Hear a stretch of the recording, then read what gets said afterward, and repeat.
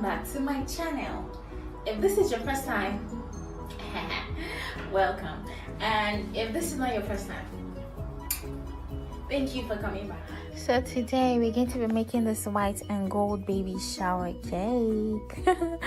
So I already torted my cake and covered it in fondant, so I'm going to show you how I get my sharp edges. If you notice what I'm doing, I put a cake board on top of the cake and turned it upside down.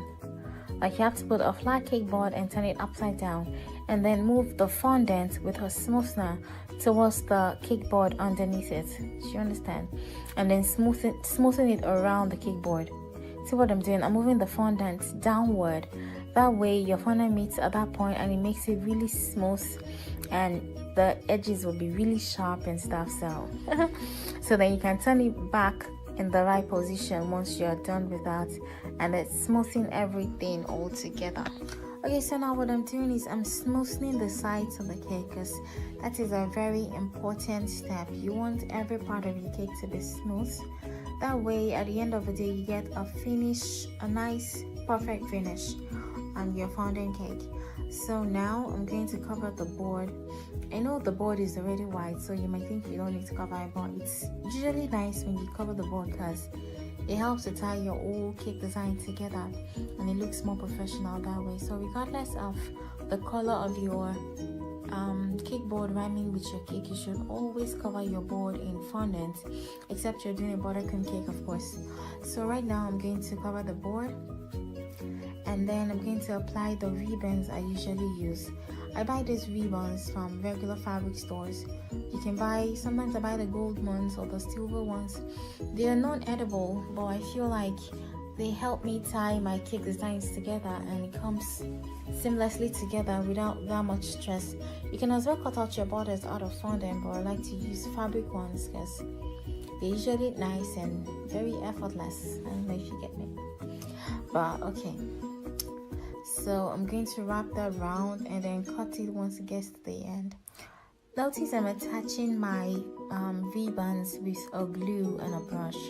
I made the glue with some fondant, and by adding some water into the fondant in a cup and putting it in the microwave for a few seconds, maybe like 30-45 seconds, it becomes liquidy and sticky. So that's what I use as my glue. You can as well buy glue from the regular stores, but why buy when you can make yours yourself? Add some water to fondant and then use your brush to stay together and you have glue. So right now we're about to make the baby shoe. I already made the first one, so we're going to make the second pair. Notice I already cut out the sole of the second pair in the shape of a baby shoe. Just try to make it the same size as much as possible, and then you should cut out the parts where you're going to lay over that sole to make a baby shoe. I don't know if you get, just look at what I'm doing and you understand what I mean. I already cut out the sole, so now we're going to arrange this part on top of the sole and then glue it with the glue I told you how to make. So once you glue that, cut it with the scissors, and make sure when you're using a kitchen scissors, you use that scissors for just kitchen stuff. You don't use it for your hair or for other regular stuff, because you know you need to be hygienic. It's people's food.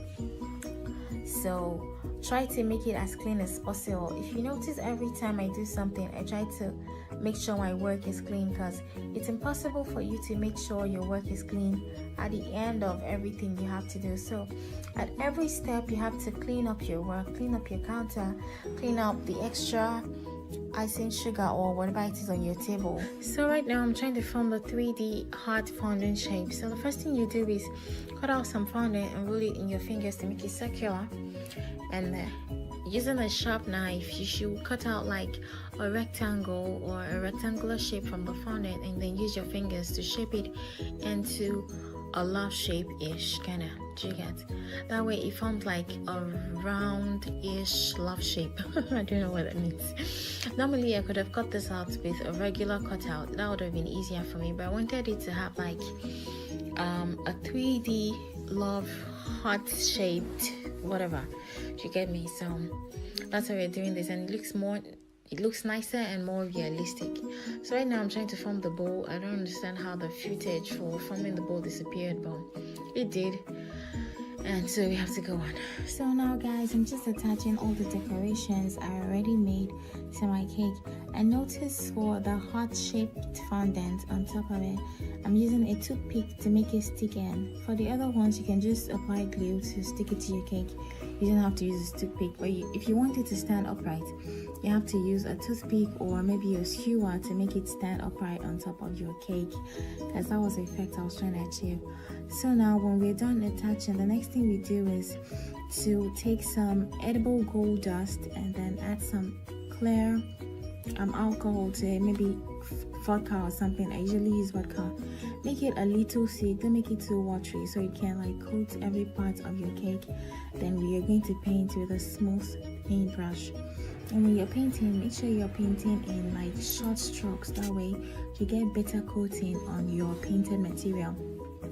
So we are going to paint the bowls on top of our cake. I don't want to paint the whole shoe gold. I'm just going to paint the bowl on top of the shoes, as well as the heart-shaped fondant around. I'm so sorry guys, a lot of the footages I made got deleted while I was editing this video, but I hope you learned a thing or two while watching, especially how I made the bowl. I wish like I could show you, I could have shown you guys how to make fondant bowls and stuff, but I'm sure you see in my new like future videos. But in the meantime, let me give you a few tricks about painting on fondant.